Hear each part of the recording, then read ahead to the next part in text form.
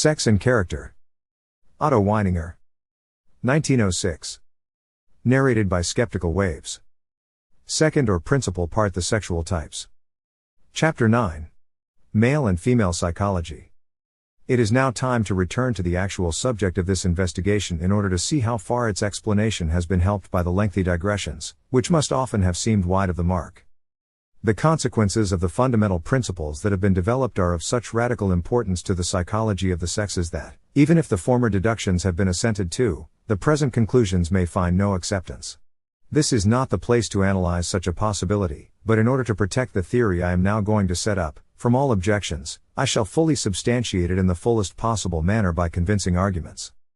Shortly speaking, the matter stands as follows. I have shown that logical and ethical phenomena come together in the conception of truth as the ultimate good, and posit the existence of an intelligible ego or a soul, as a form of being of the highest super-empirical reality. In such a being as the absolute female there are no logical and ethical phenomena, and, therefore, the ground for the assumption of a soul is absent. The absolute female knows neither the logical nor the moral imperative, and the words law and duty, duty towards herself, are words which are least familiar to her. The inference that she is wanting in supersensual personality is fully justified. The absolute female has no ego. In a certain sense this is an end of the investigation, a final conclusion to which all analysis of the female leads. And although this conclusion, put thus concisely, seems harsh and intolerant, paradoxical and too abrupt in its novelty, it must be remembered that the author is not the first who has taken such a view. He is more in the position of one who has discovered the philosophical grounds for an opinion of long standing. The Chinese from time immemorial have denied that women possess a personal soul. If a Chinaman is asked how many children he has, he counts only the boys, and will say none if he has only daughters. Muhammad excluded women from paradise for the same reason, and on this view depends the degraded position of women in Oriental countries. Amongst the philosophers, the opinions of Aristotle must first be considered. He held that in procreation the male principle was the formative active agent, the logos, whilst the female was the passive material. When we remember that Aristotle uses the word soul for the active, formative, causative principle, it is plain that his idea was akin to mine, although, as he actually expressed it, it related only to the reproductive process. It is clear, moreover, that he, like all the Greek philosophers except Euripides, paid no heed to woman, and did not consider her qualities from any other point of view than that of her share in reproduction. Amongst the fathers of the Church, Tertullian and Origen certainly had a very low opinion of woman, and St. Augustine, except for his relations with his mother, seems to have shared their view.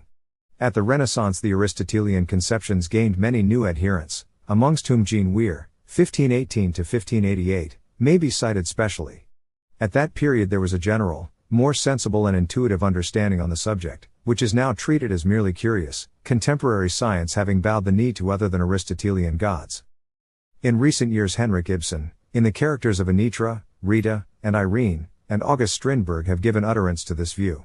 But the popularity of the idea of the soullessness of woman has been most attained by the wonderful fairy tales of Fouquet, who obtained the material for them from Paracelsus, after deep study, and which have been set to music by E.T.A. Hoffmann, Gershner, and Albert Lorzing. Undine, the soulless Undine, is the Platonic idea of woman. In spite of all bisexuality she most really resembles the actuality. The well-known phrase, women have no character, really means the same thing.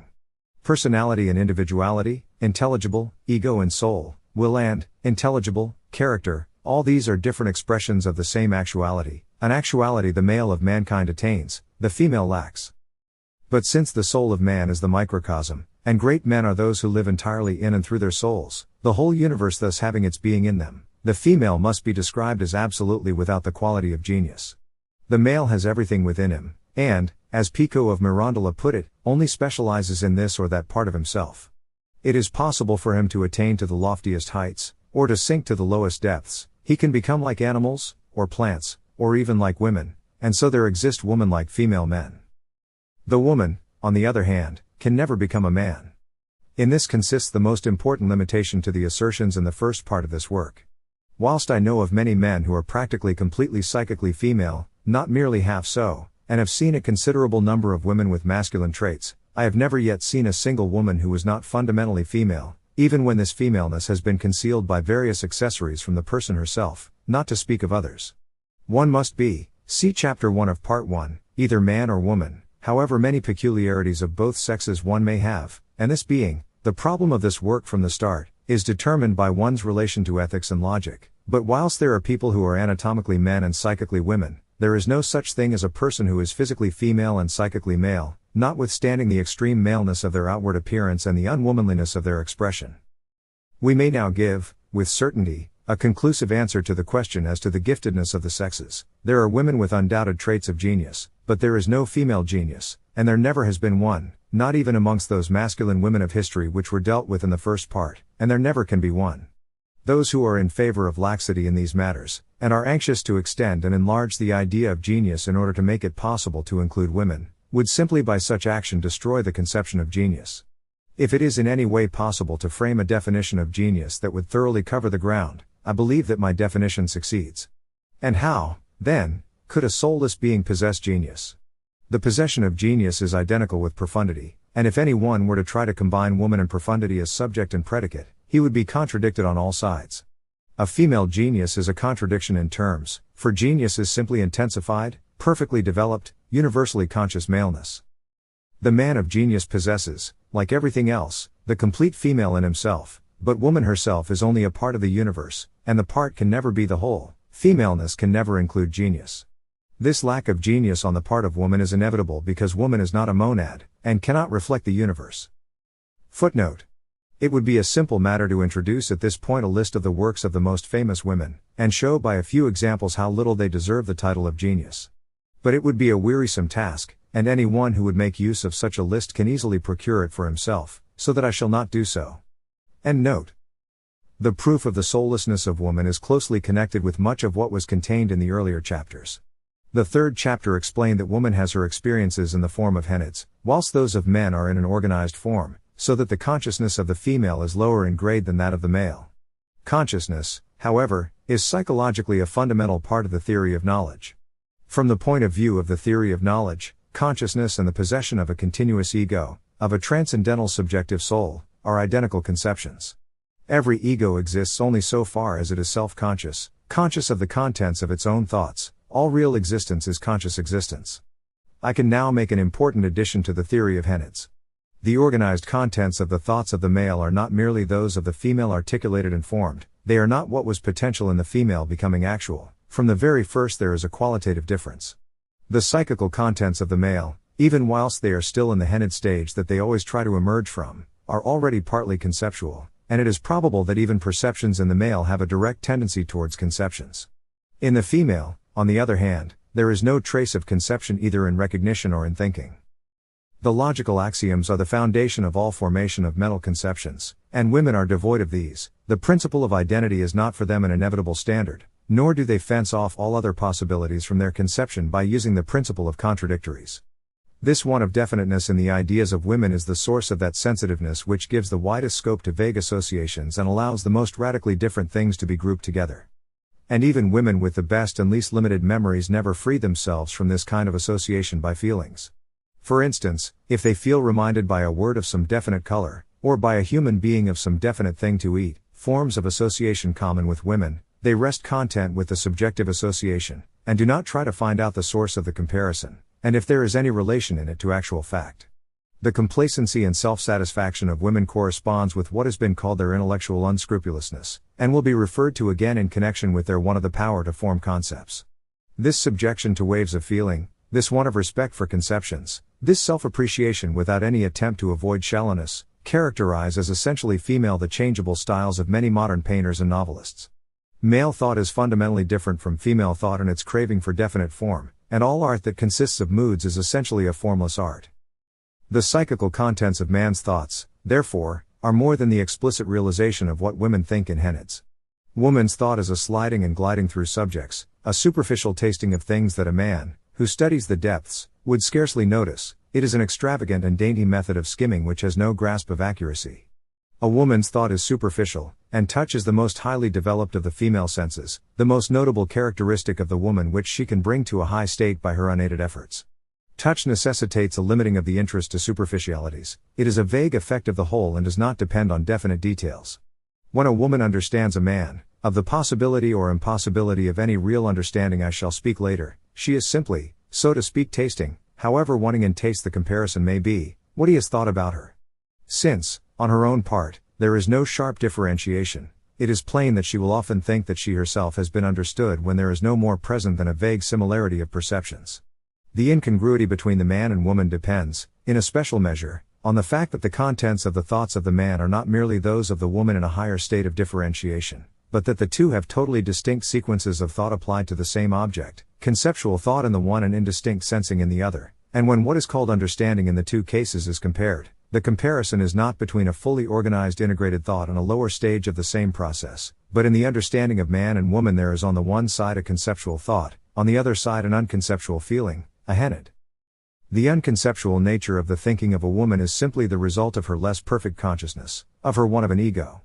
It is the conception that unites the mere complex of perceptions into an object, and this it does independently of the presence of an actual perception. The existence of the complex of perceptions is dependent on the will. The will can shut the eyes and stop the ears so that the person no longer sees nor hears, but may get drunk or go to sleep and forget. It is the conception which brings freedom from the eternally subjective, eternally psychological relativity of the actual perceptions, and which creates the things in themselves. By its power of forming conceptions the intellect can spontaneously separate itself from the object. Conversely, it is only when there is a comprehending function that subject and object can be separated and so distinguished. In all other cases there is only a mass of like and unlike images present mingling together without law and order. The conception creates definite realities from the floating images, the object from the perception, the object which stands like an enemy opposite the subject that the subject may measure its strength upon it. The conception is thus the creator of reality, it is the transcendental object of Kant's critique of reason, but it always involves a transcendental subject. It is impossible to say of a mere complex of perceptions that it is like itself. In the moment that I have made the judgment of identity, the complex of perceptions has become a concept. And so the conception gives their value to all processes of verification and all syllogisms. The conception makes the contents of thought free by binding them. It gives freedom both to the subject and object, for the two freedoms involve each other. All freedom is in reality self-binding, both in logic and in ethics. Man is free only when he himself is the law.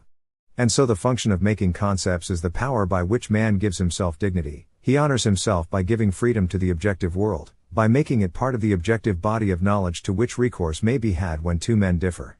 The woman cannot in this way set herself over against realities, she and they swing together capriciously. She cannot give freedom to her objects as she herself is not free. The mode in which perceptions acquire independence in conceptions is the means of getting free from subjectivity. The conception is that about which I think, write, and speak. And in this way there comes the belief that I can make judgments concerning it. Hume, Huxley, and other eminent psychologists tried to identify the conception with a mere generalization, so making no distinction between logical and psychological thought. In doing this they ignored the power of making judgments. In every judgment there is an act of verification or of contradiction, an approval or rejection, and the standard for these judgments, the idea of truth, must be something external to that on what it is acting.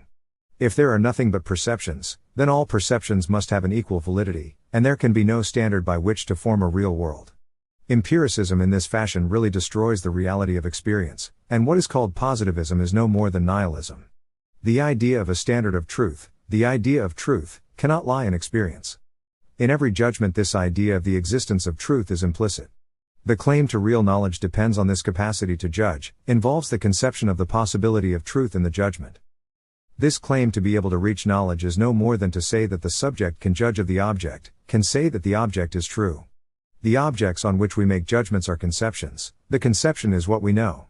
The conception places a subject and an object against one another, and the judgment then creates a relation between the two. The attainment of truth simply means that the subject can judge rightly of the object, and so the function of making judgments is what places the ego in relation to the all, is what makes a real unity of the ego and the all possible.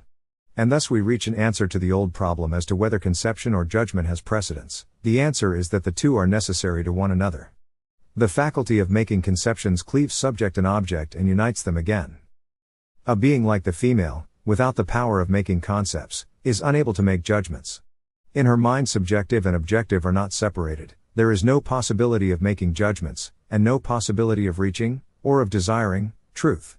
No woman is really interested in science. She may deceive herself and many good men, but bad psychologists, by thinking so. It may be taken as certain, that whenever a woman has done something of any little importance in the scientific world, Sophie Germain, Mary Somerville, etc., it is always because of some man in the background whom they desire to please in this way, and it is more often justifiable to say cherchez l'homme where women are concerned than cherchez la femme in the case of men. But there have never been any great discoveries in the world of science made by women, because the facility for truth only proceeds from a desire for truth, and the former is always in proportion to the latter. Woman's sense of reality is much less than man's, in spite of much repetition of the contrary opinion.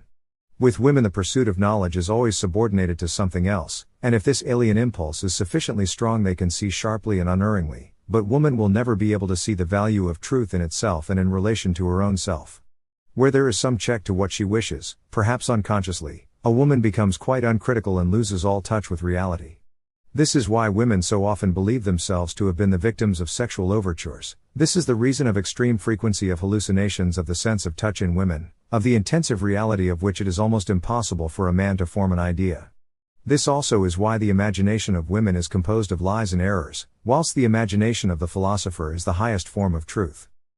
The idea of truth is the foundation of everything that deserves the name of judgment. Knowledge is simply the making of judgments, and thought itself is simply another name for judgment.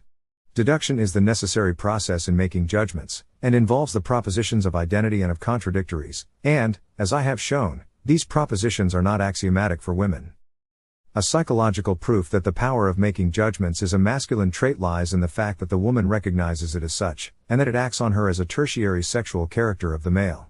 A woman always expects definite convictions in a man, and appropriates them. She has no understanding of indecision in a man. She always expects a man to talk, and a man's speech is to her a sign of his manliness. It is true that woman has the gift of speech, but she has not the art of talking. She converses, flirts, or chatters, but she does not talk. She is most dangerous, however, when she is dumb, for men are only too inclined to take her quiescence for silence. The absolute female, then, is devoid not only of the logical rules, but of the functions of making concepts and judgments which depend on them. As the very nature of the conceptual faculty consists in posing subject against object, and as the subject takes its deepest and fullest meaning from its power of forming judgments on its objects, it is clear that women cannot be recognized as possessing even the subject. I must add to the exposition of the non-logical nature of the female some statements as to her non-moral nature. The profound falseness of woman, the result of the one in her of a permanent relation to the idea of truth or to the idea of value, would prove a subject of discussion so exhaustive that I must go to work another way. There are such endless imitations of ethics, such confusing copies of morality, that women are often said to be on a moral plane higher than that of man. I have already pointed out the need to distinguish between the non-moral and the immoral, and I now repeat that with regard to women we can talk only of the non-moral, of the complete absence of a moral sense. It is a well-known fact of criminal statistics and of daily life that there are very few female criminals. The apologists of the morality of women always point to this fact. But in deciding the question as to the morality of women we have to consider not if a particular person has objectively sinned against the idea, but if the person has or has not a subjective center of being that can enter into a relation with the idea, a relation the value of which is lowered when a sin is committed. No doubt the male criminal inherits his criminal instincts, but nonetheless he is conscious, in spite of theories of moral insanity, that by his action he has lowered the value of his claim on life. All criminals are cowardly in this matter, and there is none of them that thinks he has raised his value and his self-consciousness by his crime, or that would try to justify it to himself. The male criminal has from birth a relation to the idea of value just like any other man, but the criminal impulse, when it succeeds in dominating him, destroys this almost completely. Woman, on the contrary, often believes herself to have acted justly when, as a matter of fact, she has just done the greatest possible act of meanness. Whilst the true criminal remains mute before reproach, a woman can at once give indignant expression to her astonishment and anger that any one should question her perfect right to act in this or that way. Women are convinced of their own integrity without ever having sat in judgment on it. The criminal does not, it is true, reflect on himself, but he never urges his own integrity. He is much more inclined to get rid of the thought of his integrity. Footnote. A male criminal even feels guilty when he has not actually done wrong. He can always accept the reproaches of others as to deception, thieving, and so on, even if he has never committed such acts, because he knows he is capable of them. So also he always feels himself caught when any other offender is arrested. End note. Because it might remind him of his guilt, and in this is the proof that he had a relation to the idea of truth, and only objects to be reminded of his unfaithfulness to his better self.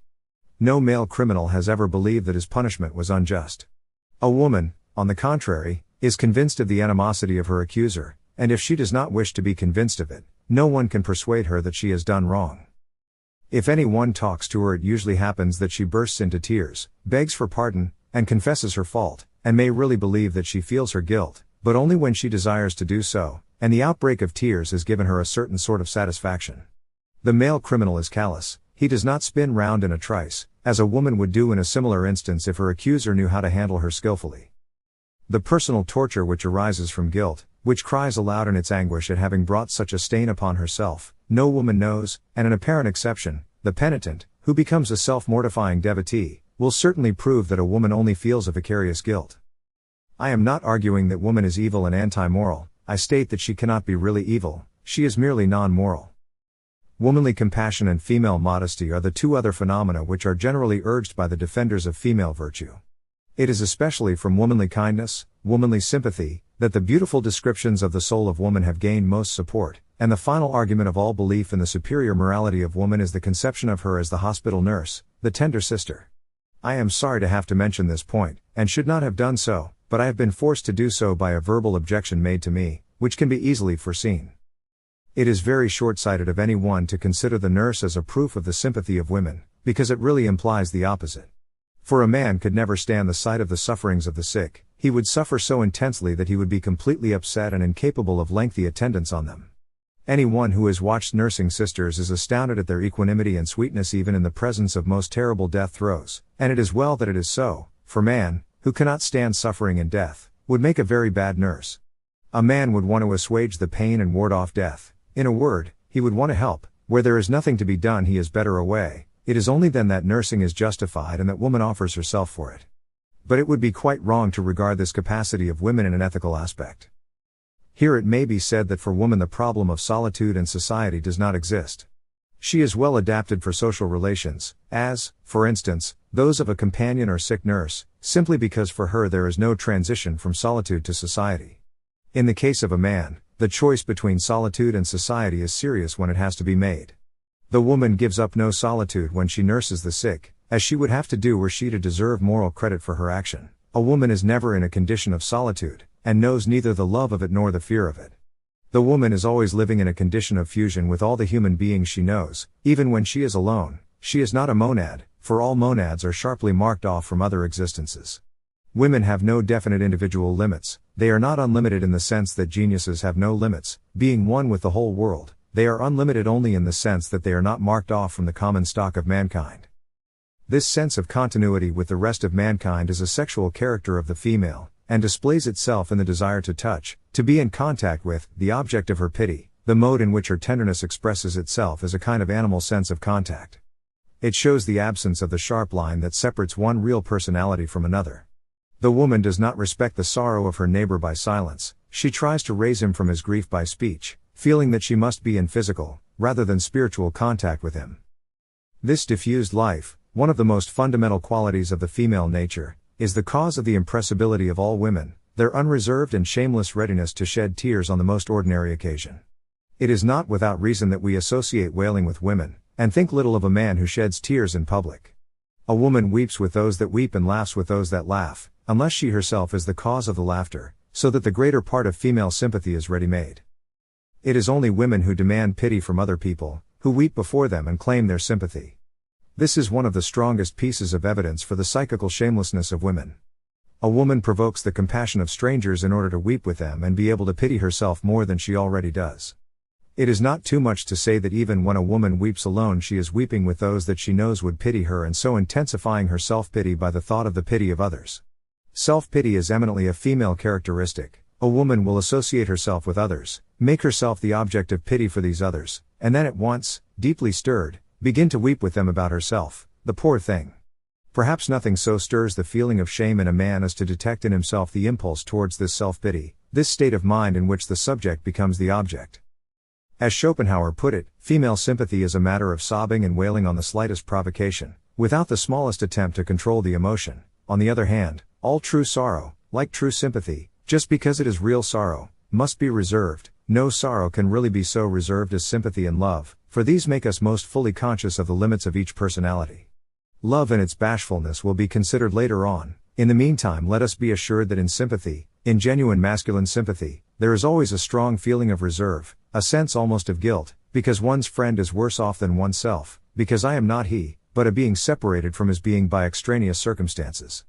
A man's sympathy is the principle of individuality blushing for itself, and hence man's sympathy is reserved whilst that of woman is aggressive. The existence of modesty in women has been discussed already to a certain extent. I shall have more to say about it in relation with hysteria.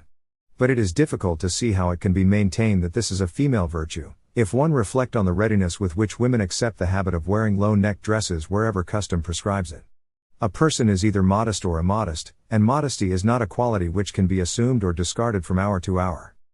Strong evidence of the want of modesty in woman is to be derived from the fact that women dress and undress in the presence of one another with the greatest freedom, whilst men try to avoid similar circumstances.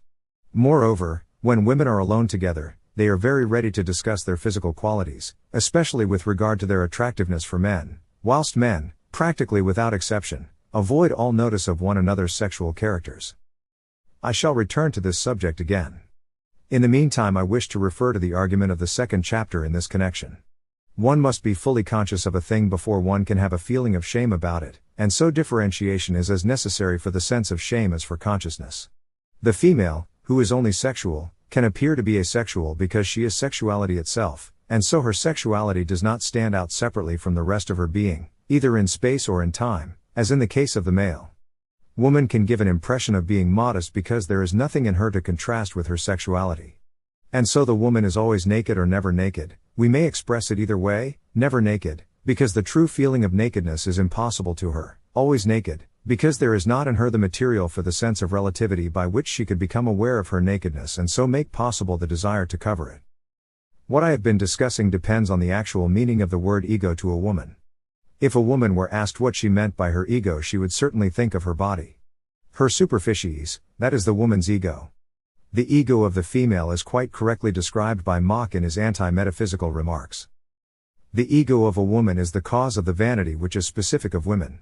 The analogue of this in the male is an emanation of the set of his will towards his conception of the good, and its objective expression is a sensitiveness, a desire that no one shall call in question the possibility of attaining this supreme good.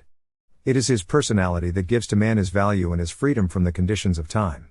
This supreme good, which is beyond price, because, in the words of Kant, there can be found no equivalent for it, is the dignity of man. Women, in spite of what Schiller has said, have no dignity, and the word lady was invented to supply this defect, and her pride will find its expression in what she regards as the supreme good, that is to say, in the preservation, improvement, and display of her personal beauty. The pride of the female is something quite peculiar to herself, something foreign even to the most handsome man, an obsession by her own body, a pleasure which displays itself, even in the least handsome girl, by admiring herself in the mirror, by stroking herself and playing with her own hair, but which comes to its full measure only in the effect that her body has on man. A woman has no true solitude, because she is always conscious of herself only in relation to others. The other side of the vanity of women is the desire to feel that her body is admired, or, rather, sexually coveted, by a man. This desire is so strong that there are many women to whom it is sufficient merely to know that they are coveted. The vanity of women is, then, always in relation to others. A woman lives only in the thoughts of others about her. The sensibility of women is directed to this. A woman never forgets that someone thought her ugly. A woman never considers herself ugly. The successes of others at the most only make her think of herself as perhaps less attractive. But no woman ever believes herself to be anything but beautiful and desirable when she looks at herself in the glass. She never accepts her own ugliness as a painful reality as a man would, and never ceases to try to persuade others of the contrary. What is the source of this form of vanity, peculiar to the female? It comes from the absence of an intelligible ego, the only begetter of a constant and positive sense of value. It is, in fact, that she is devoid of a sense of personal value. As she sets no store by herself or on herself, she endeavors to attain to a value in the eyes of others by exciting their desire and admiration. The only thing which has any absolute and ultimate value in the world is the soul. Ye are better than many sparrows were Christ's words to mankind. A woman does not value herself by the constancy and freedom of her personality, but this is the only possible method for every creature possessing an ego. But if a real woman, and this is certainly the case, can only value herself at the rate of the man who has fixed his choice on her, if it is only through her husband or lover that she can attain to a value not only in social and material things, but also in her innermost nature, It follows that she possesses no personal value. She is devoid of man's sense of the value of his own personality for itself. And so women always get their sense of value from something outside themselves, from their money or estates, the number and richness of their garments, the position of their box at the opera, their children, and, above all, their husbands or lovers. When a woman is quarreling with another woman, her final weapon, and the weapon she finds most effective and discomfiting, is to proclaim her superior social position, her wealth or title, and, above all, her youthfulness and the devotion of her husband or lover, whereas a man in similar case would lay himself open to contempt if he relied on anything except his own personal individuality.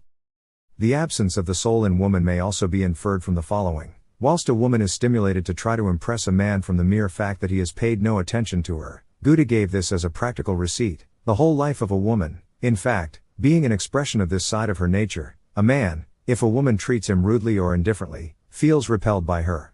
Nothing makes a man so happy as the love of a girl. Even if he did not at first return her love, there is a great probability of love being aroused in him. The love of a man for whom she does not care is only a gratification of the vanity of a woman, or an awakening and rousing of slumbering desires. A woman extends her claims equally to all men on earth. The shamelessness and heartlessness of women are shown in the way in which they talk of being loved. A man feels ashamed of being loved, because he is always in the position of being the active, free agent, and because he knows that he can never give himself entirely to love, and there is nothing about which he is so silent, even when there is no special reason for him to fear that he might compromise the lady by talking. A woman boasts about her love affairs, and parades them before other women in order to make them envious of her. Woman does not look upon a man's inclination for her so much as a tribute to her actual worth, or a deep insight into her nature, as the bestowing of value on her which she otherwise would not have, as the gift to her of an existence and essence with which she justifies herself before others. The remark in an earlier chapter about the unfailing memory of woman for all the compliments she has ever received since childhood is explained by the foregoing facts. It is from compliments, first of all, that woman gets a sense of her value, and that is why women expect men to be polite. Politeness is the easiest form of pleasing a woman, and however little it costs a man it is dear to a woman, who never forgets an attention, and lives upon the most insipid flattery, even in her old age. One only remembers what possesses a value in one's eyes. It may safely be said that it is for compliments women have the most developed memory. The woman can attain a sense of value by these external aids, because she does not possess within her an inner standard of value which diminishes everything outside her. The phenomena of courtesy and chivalry are simply additional proofs that women have no souls, and that when a man is being polite to a woman he is simply ascribing to her the minimum sense of personal value, a form of deference to which importance is attached precisely in the measure that it is misunderstood. The non-moral nature of woman reveals itself in the mode in which she can so easily forget an immoral action she has committed. It is almost characteristic of a woman that she cannot believe that she has done wrong, and so is able to deceive both herself and her husband. Men, on the other hand, remember nothing so well as the guilty episodes of their lives.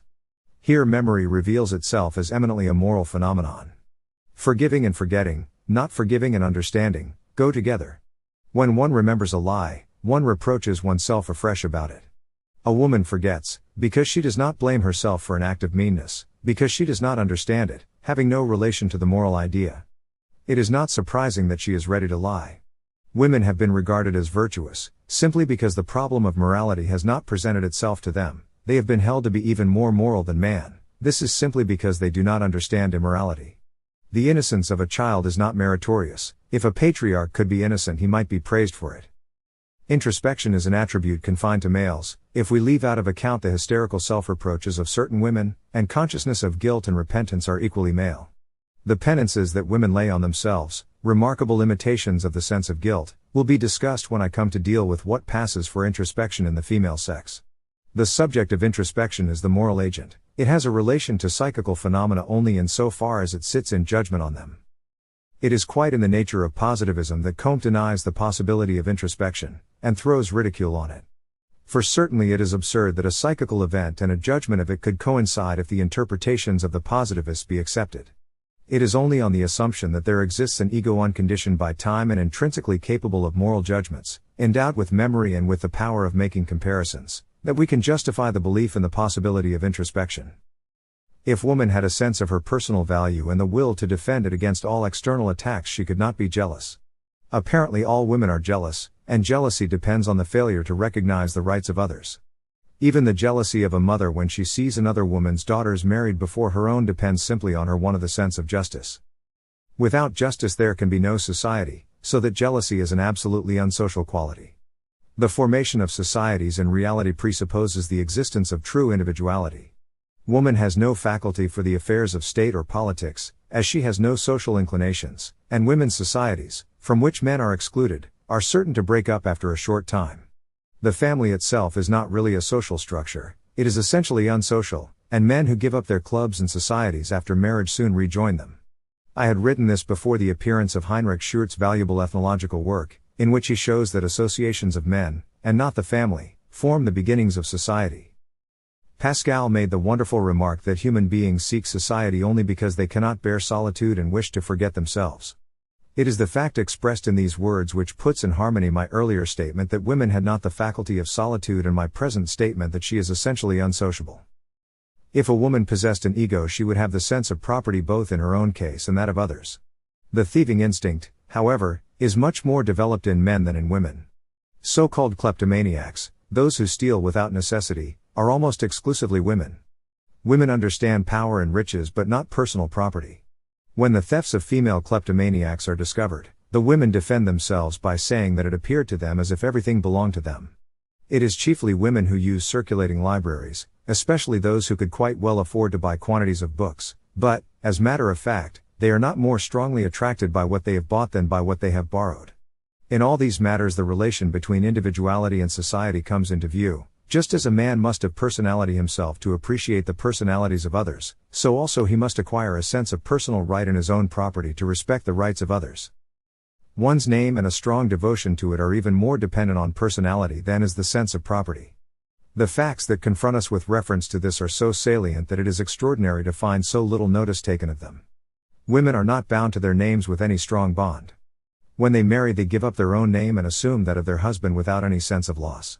They allow their husbands and lovers to call them by new names, delighting in them, and even when a woman marries a man that she does not love, she has never been known to suffer any psychical shock at the change of name. The name is a symbol of individuality. It is only amongst the lowest races on the face of the earth, such as the Bushmen of South Africa, that there are no personal names, because amongst such as these the desire for distinguishing individuals from the general stock is not felt. The fundamental namelessness of the woman is simply a sign of her undifferentiated personality. An important observation may be mentioned here and may be confirmed by everyone. Whenever a man enters a place where a woman is, and she observes him, or hears his step, or even only guesses he is near, she becomes another person.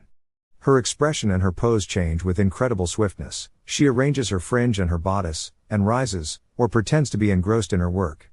She is full of a half shameless, half nervous expectation. In many cases one is only in doubt as to whether she is blushing for her shameless laugh, or laughing over her shameless blushing. The soul, personality, character, as Schopenhauer with marvelous sight recognized, are identical with free will. And as the female has no ego, she has no free will. Only a creature with no will of its own, no character in the highest sense, could be so easily influenced by the mere proximity to a man as woman is, who remains in functional dependence on him instead of in free relationship to him. Woman is the best medium, the male her best hypnotizer. For this reason alone it is inconceivable why women can be considered good as doctors, for many doctors admit that their principal work up to the present, and it will always be the same, lies in the suggestive influence on their patients. The female is uniformly more easily hypnotized than the male throughout the animal world, and it may be seen from the following how closely hypnotic phenomena are related to the most ordinary events. I have already described, in discussing female sympathy, how easy it is for laughter or tears to be induced in females. How impressed she is by everything in the newspapers. What a martyr she is to the silliest superstitions. How eagerly she tries every remedy recommended by her friends. Whoever is lacking in character is lacking in convictions. The female, therefore, is credulous, uncritical, and quite unable to understand Protestantism. Christians are Catholics or Protestants before they are baptized, but, nonetheless, it would be unfair to describe Catholicism as feminine simply because it suits women better. The distinction between the Catholic and Protestant dispositions is a side of characterology that would require separate treatment. It has been exhaustively proved that the female is soulless and possesses neither ego nor individuality, personality nor freedom, character nor will. This conclusion is of the highest significance in psychology. It implies that the psychology of the male and of the female must be treated separately. A purely empirical representation of the psychic life of the female is possible. In the case of the male, all the psychic life must be considered with reference to the ego, as Kant foresaw. The view of Hume and Mach, which only admits that there are impressions and thoughts, ABC and alpha beta gamma, and which has almost driven the psyche out of present-day psychology, declares that the whole world is to be considered exclusively as a picture in a reflector, a sort of kaleidoscope. It merely reduces everything to a dance of the elements, without thought or order. It denies the possibility of obtaining a secure standpoint for thought. It not only destroys the idea of truth, and accordingly of reality, the only claims on which philosophy rests, but it also is to blame for the wretched plight of modern psychology. This modern psychology proudly styles itself the psychology without the soul, in imitation of its much overrated founder, Friedrich Albert Lang. I think I have proved in this work that without the acknowledgement of a soul there would be no way of dealing with psychic phenomena, just as much in the case of the male who has a soul as in the case of the female who is soulless. Modern psychology is eminently womanish, and that is why this comparative investigation of the sexes is so specially instructive, and it is not without reason that I have delayed pointing out this radical difference. It is only now that it can be seen what the acceptation of the ego implies, and how the confusing of masculine and feminine spiritual life, in the broadest and deepest sense, has been at the root of all the difficulties and errors into which those who have sought to establish a universal psychology have fallen. I must now raise the question, is a psychology of the male possible as a science? The answer must be that it is not possible. I must be understood to reject all the investigations of the experimenters, and those who are still sick with the experimental fever may ask in wonder if all these have no value? Experimental psychology has not given a single explanation as to the deeper laws of masculine life. It can be regarded only as a series of sporadic empirical efforts, and its method is wrong inasmuch as it seeks to reach the kernel of things by surface examination, and as it cannot possibly give an explanation of the deep-seated source of all psychical phenomena. When it has attempted to discover the real nature of psychical phenomena by measurements of the physical phenomena that accompany them, it has succeeded in showing that even in the most favorable cases there is an inconstancy and variation. The fundamental possibility of reaching the mathematical idea of knowledge is that the data should be constant. As the mind itself is the creator of time and space, it is impossible to expect that geometry and arithmetic should explain the mind, that the creature should explain the creator. There can be no scientific psychology of man, for the aim of psychology is to derive what is not derivative, to prove to every man what his real nature and essence are, to deduce these. But the possibility of deducing them would imply that they were not free. As soon as it has been admitted that the conduct, action, nature, of an individual man can be determined scientifically, it will be proved that man has no free will. Kant and Schopenhauer understood this fully, and, on the other hand, Hume and Herbart, the founders of modern psychology, did not believe in free will. It is this dilemma that is the cause of the pitiful relation of modern psychology to all fundamental questions. The wild and repeated efforts to derive the will from psychological factors, from perception and feeling, are in themselves evidence that it cannot be taken as an empirical factor. The will, like the power of judgment, is associated inevitably with the existence of an ego, or soul. It is not a matter of experience, it transcends experience, and until psychology recognizes this extraneous factor, it will remain no more than a methodical annex of physiology and biology. If the soul is only a complex of experiences, it cannot be the factor that makes experiences possible. Modern psychology in reality denies the existence of the soul, but the soul rejects modern psychology. This work has decided in favor of the soul against the absurd and pitiable psychology without a soul. In fact, it may be doubted if, on the assumption that the soul exists and has free thought and free will, there can be a science of causal laws and self-imposed rules of willing and thinking. I have no intention of trying to inaugurate a new era of rational psychology. I wish to follow Kant in positing the existence of a soul as the unifying and central conception, without which any explanation or description of psychic life, however faithful in its details, however sympathetically undertaken, must be wholly unsatisfying.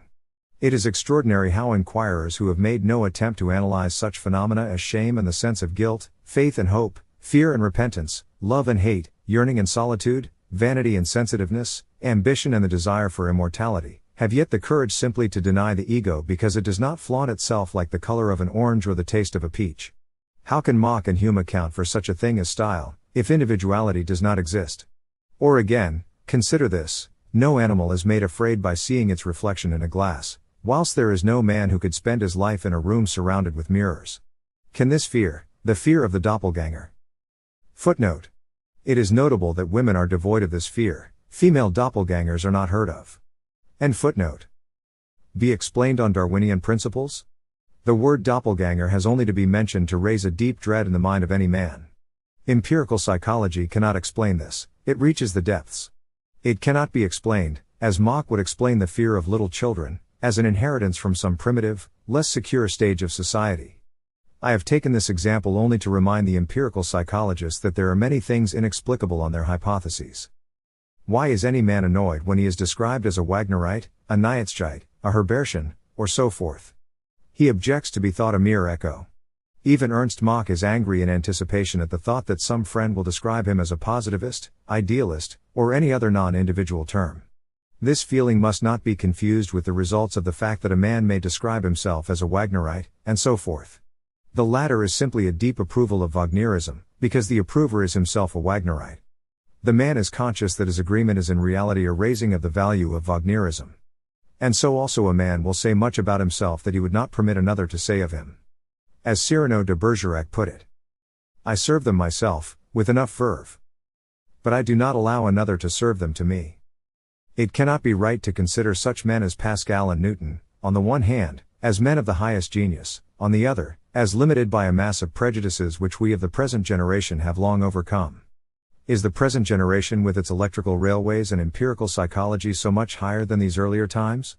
Is culture, if culture has any real value, to be compared with science, which is always social and never individual, and to be measured by the number of public libraries and laboratories? Is culture outside human beings and not always in human beings?